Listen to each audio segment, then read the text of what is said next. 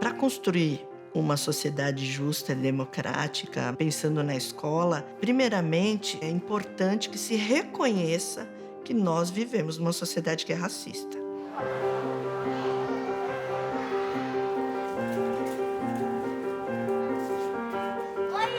Viver numa sociedade que é racista impõe responsabilidades para todos nós. Trabalhar com a temática das relações étnico-raciais precisa ser um compromisso de todas as pessoas, porque uma sociedade justa, neste momento, precisa reparar a desigualdade.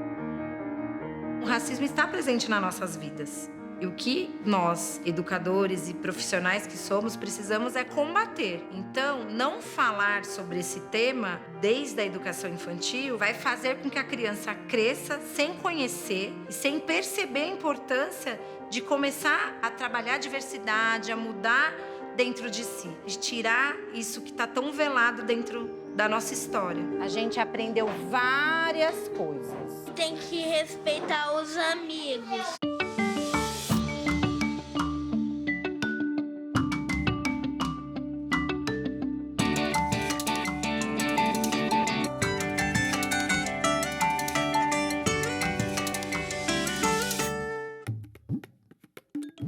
Semana passada, a gente fez algumas pesquisas fora da escola. Isso mesmo, Davi, sobre tons de pele. E aí eu quero fazer uma pergunta para vocês. Tinha mais gente que sabia sobre tons de pele ou tinha menos gente que sabia?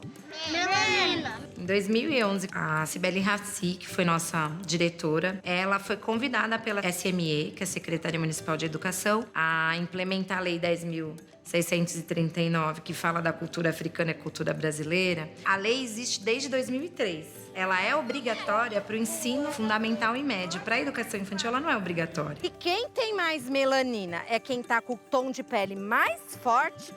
Quem tem mais? O Aziz ou o Henrique?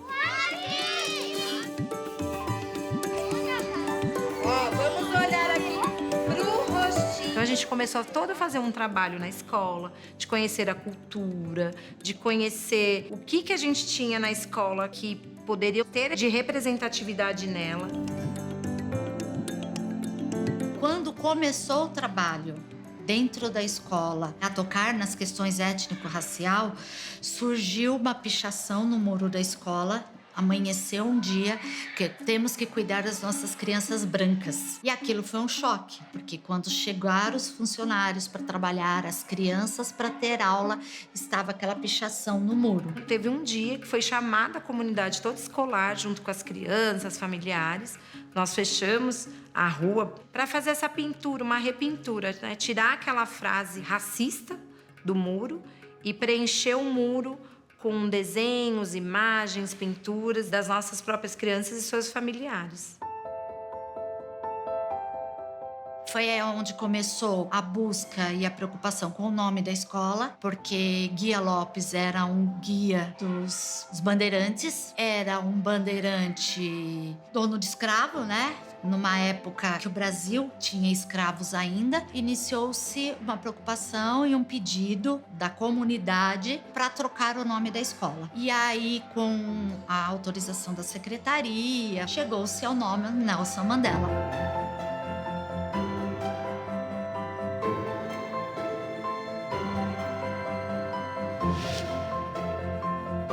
A Lei 10.639, o foco dela foi exatamente para imprimir essa obrigatoriedade do ensino História e Cultura de África nas escolas. Para além da Lei 10.639, nós temos diretrizes curriculares para a educação das relações étnico-raciais. São diretrizes que mostram caminhos, que falam como é que se pode trabalhar o combate ao racismo e às discriminações na educação básica e no ensino médio também. Diretrizes no sentido de que, obviamente, as escolas têm a sua autonomia para construir as suas propostas.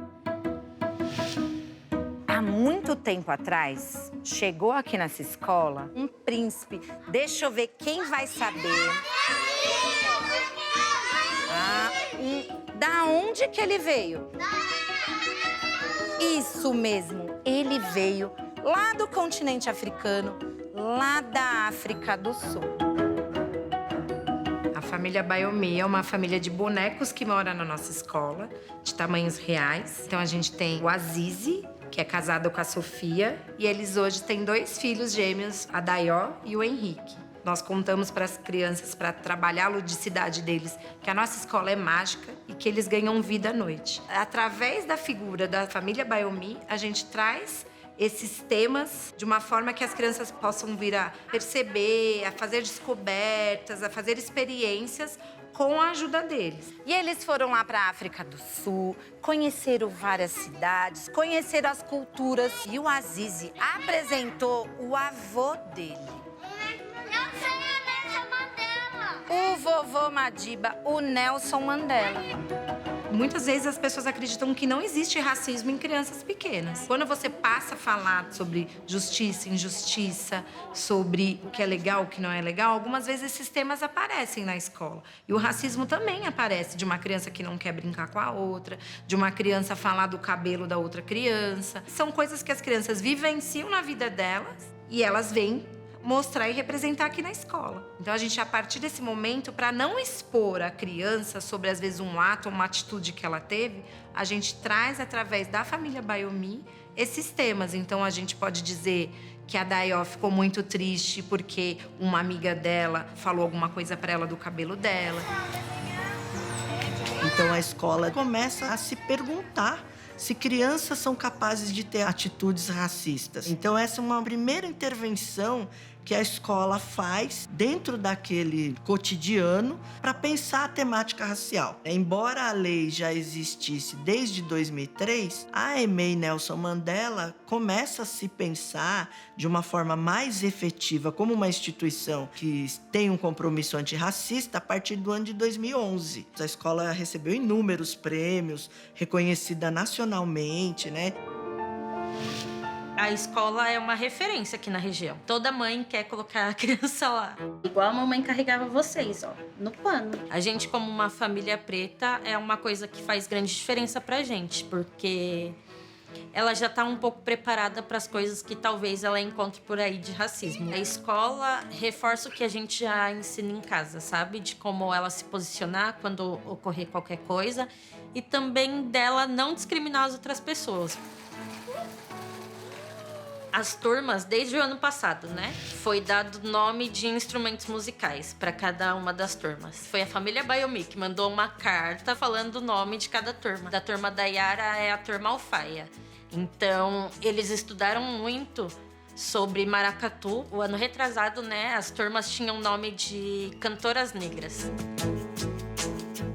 A Escola Nelson Mandela, ela fez um movimento super interessante para se colocar no mundo. E um outro diferencial que eu percebo também, no sentido de fortalecer essa ideia de comunidade educadora naquela instituição, é que pessoas que são da limpeza, colaboradoras da alimentação, quando inseridas na formação continuada, se sentiam com toda a força para estar nesse lugar. A Escola Nelson Mandela conta com eventos em que uma educadora da limpeza foi falar num evento da Unicamp, por exemplo. A escola entendeu que precisava envolver, de fato, outros profissionais se ela se dizia uma escola que incluía todos os outros na formação das crianças e que a responsabilidade educativa, de fato, era de todos.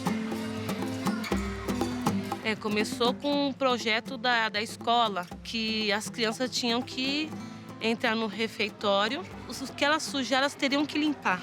Uns meses depois surgiu a gente ser educadora da limpeza. Foi através da pichação da escola, foi através dos projetos que, por minha parte, por das meninas que trabalham comigo, a gente começou a ter a noção do que era o racismo, de ser negra. Então, fui aprendendo aqui mesmo com as falas das crianças, das professoras. Então, a escola busca compreender de onde vem a relevância da representatividade das crianças todas, em todos os sentidos, né? A gente gente estuda para a família Baiomir quando ela manda mensagem. A escola é mágica e dá vida à noite para a família Baiomir. O Aziz nasceu na África do Sul e ele é igual a minha cor. O Nelson Mandela nasceu na África do Sul.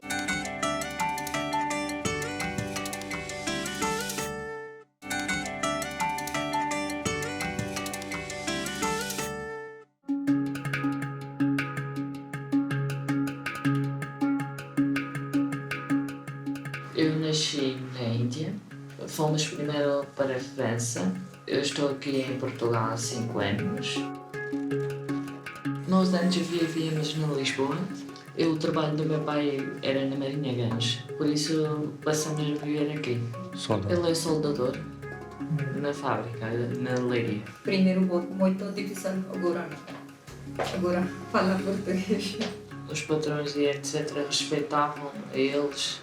Eu não posso saber não language nem Porque não eles sabiam que não falavam muito bem português. Tiveram a aprender no internet e fizeram escola também de português para aprender. E a professora de português de língua materna me ajudou-me bastante. Traduzia-me em francês as palavras e eu aprendia assim.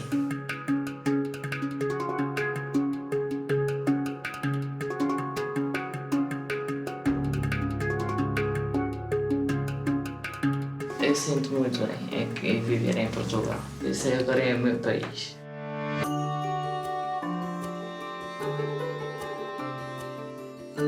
Estamos na Marinha Grande, na região centro do país, junto ao litoral. A Marinha é uma zona de acolhimento, acolhe pessoas de várias nacionalidades. No caso do nosso território, uma grande comunidade indiana, uma grande comunidade ucraniana e também brasileira.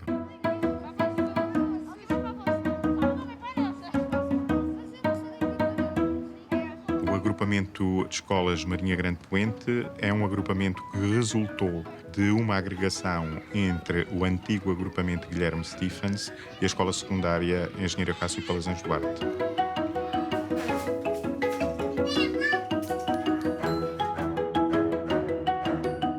No presente ano letivo temos cerca de 220 alunos de 26 países diferentes. E o trabalhar no âmbito dessa rede de escolas de educação intercultural permite-nos estar atentos à questão da diversidade, da inclusão e das etnias no próprio currículo, muito através do desenvolvimento de projetos.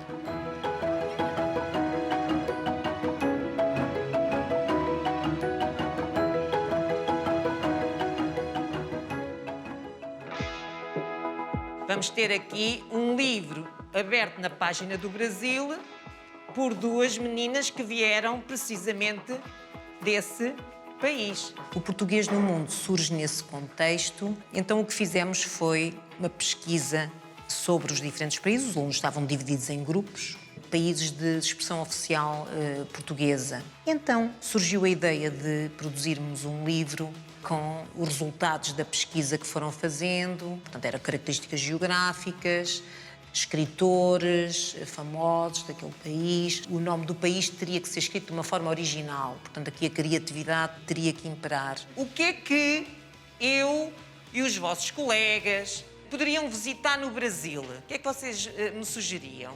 Praias, o Cristo Redentor. Exatamente. Quando nós acolhemos jovens alunos vindos de outros países, o primeiro contacto que fazemos com eles, percebemos que há sempre uma certa ansiedade no modo como vão ser recebidos e como vão ser integrados, porque há sempre o receio do estranho, não é? Eu não conheço, eu nunca estive nesta escola, nunca estive neste espaço. Eu acho que depois se cria aqui um contexto favorável para que os alunos se sintam bem. Portanto, são estrangeiros, mas não são estranhos. É um país pequenino, certo? Não. Estás a rir-te, Vênus, não é pequenino? Não. Então? É muito grande. É muito grande. E o teu? O meu também.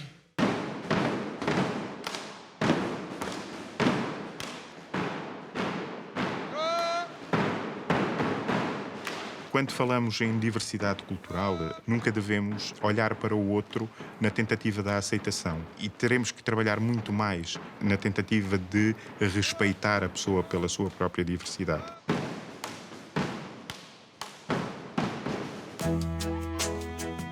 No nosso sistema educativo público não existe a regra de utilização de uniforme. Alunos indianos, uma grande maioria deles utiliza o turbante e faz parte da cultura. E é essa a nossa grande missão. Entender que não são os aspectos, às vezes, das indumentárias que nos trazem aquilo que nós somos enquanto pessoas. Entender que os países têm fronteiras, que estas próprias limitações geográficas introduzem nas pessoas fatores de vivência e de convivência distintos, permite-nos pensar que é preciso trabalhar com fatores humanistas muito mais fortes.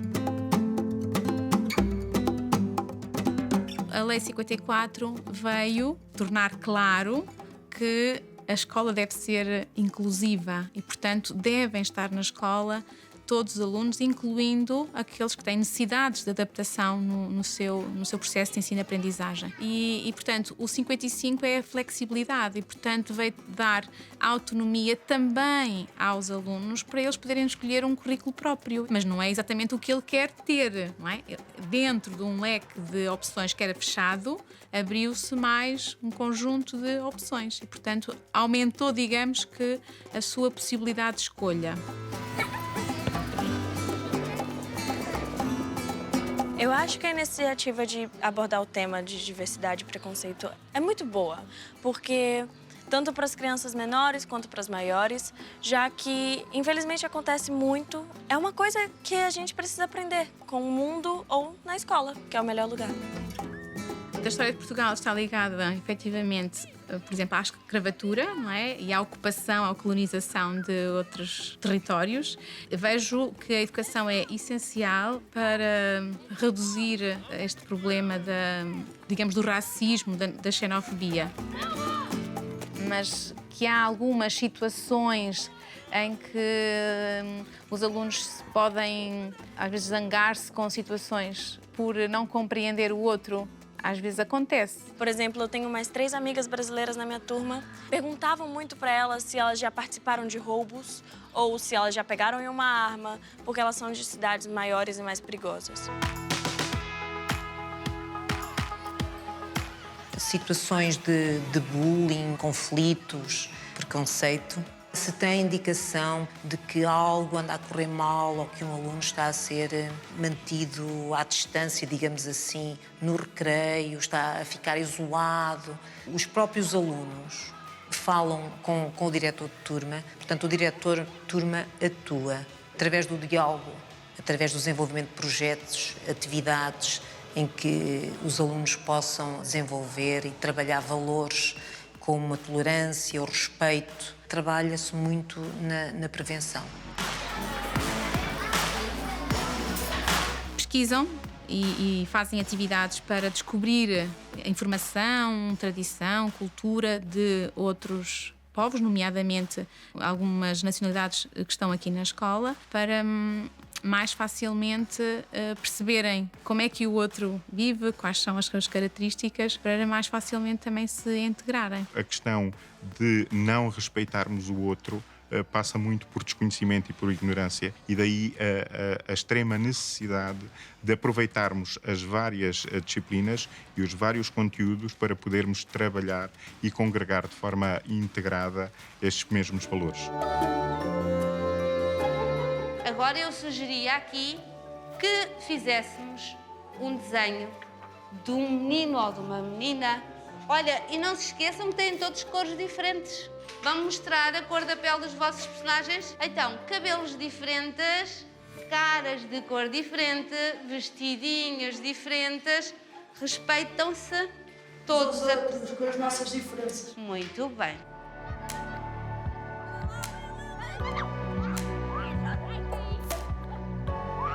Ensinar português a alunos que falam diferentes línguas não é, de facto, uma tarefa fácil, que nos obriga, de facto, a repensar estratégias. Nesse contexto, muitas vezes há codocências, está mais um professor que pode ajudar esses alunos ou a fazer um trabalho que permita fazer, então, a ponte com o que se está a lecionar naquele dia, ou, eventualmente, a fazer um trabalho diferenciado, para que eles também trabalhem e vão adquirindo algum vocabulário. Diz-me uma coisa que tu gostarias de comprar para as férias.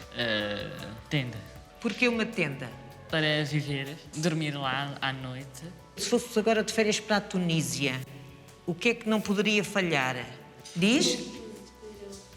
Roupas de verão e... Também podia comprar a mesma coisa que o Vênus, uma tenda também.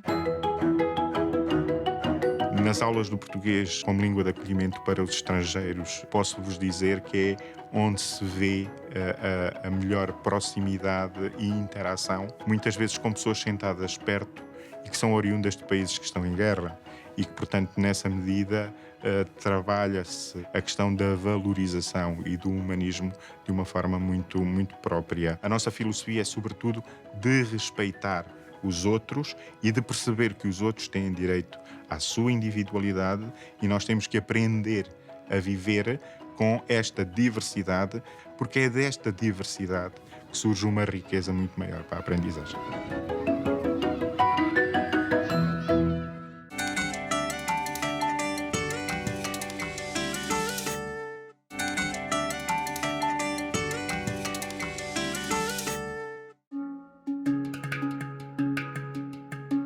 Nós vivemos numa sociedade que é estruturalmente racista. Mais de 56% da população brasileira é negra. Nós sabemos que os pretos e os pardos são também os mais pobres, em uma grande maioria, né? Com uma escolaridade menor. Então, uma escola que enfrenta essa discussão racial, ela entende que as pessoas são tratadas diferentemente em razão da cor da pele. É estrutural, é muito amplo, está muito enraizado e a mudança vem primeiro na gente. Então, antes de atingir as crianças, ela nos atinge por conta da formação anterior, da construção enquanto indivíduo. O que eu mais percebi, assim, que eu acho que foi a grande dobra para eu entender, é que eu teria que mudar a maneira com que eu convivia. Que tudo isso estava sendo construído na convivência, no viver, no fazer, pela experiência, né? Até hoje nós participamos dos projetos da escola, né? Quando gente nova vem pra cá e fala assim, nossa, vocês participam também do projeto? Eu falo assim, não, aqui a gente participa de tudo.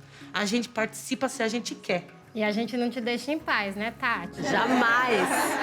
A construção de uma comunidade educadora, ela vai muito da nossa vontade de desconstruir esses lugares, como a Tati falou. As pessoas, quando vêm, ouvem, né, ou escutam o nome da nossa escola, acham que vão entrar aqui e vão encontrar só pessoas negras, só crianças negras. Então, a gente também vê a força do racismo estrutural aí.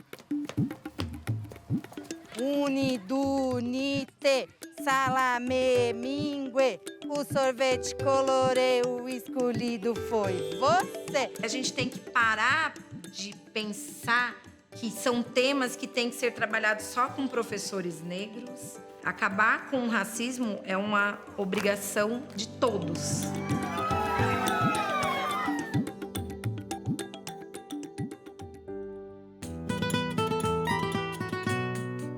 Não tinha muitas crianças na minha aldeia e queria ter um irmão para brincar comigo. Eu pedi aos meus pais que queria ter um irmão. Na tua aldeia não havia muitas crianças? Não. Agora já tem. Agora já tem. Agora já tem, mas quando lá estavas não havia muitas crianças. Quando eu aprendo a articulação com os outros, este meu processo de aprendizagem é um processo que passa também por ensinar o que eu sei e aprender o que os outros sabem. Nesta partilha e nesta interação, nós conseguimos desenvolver aprendizagens muito mais profundas e, sobretudo, aprendizagens que têm significado e estão integradas num contexto. Nós tivemos a ver que essas palavras são muito importantes. E a poesia, como nós tivemos a ver, não é só para criar emoção. Pode ser uma poesia que intervém.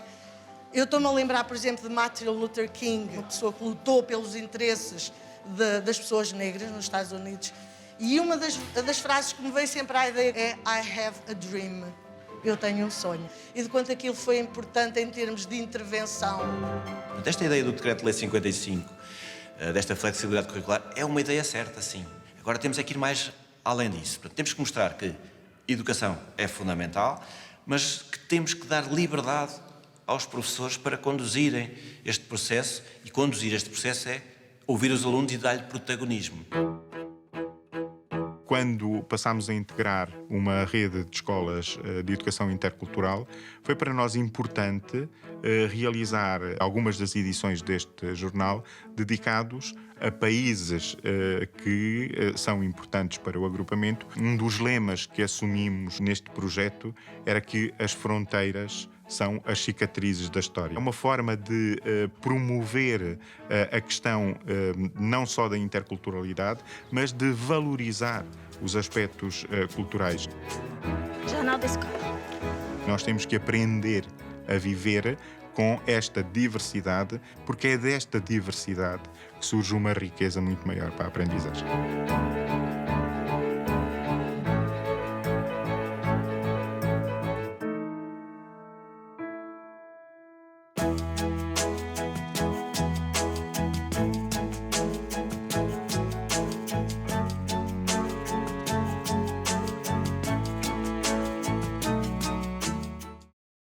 Uma parceria SESI, Serviço Social da Indústria, pelo futuro do trabalho.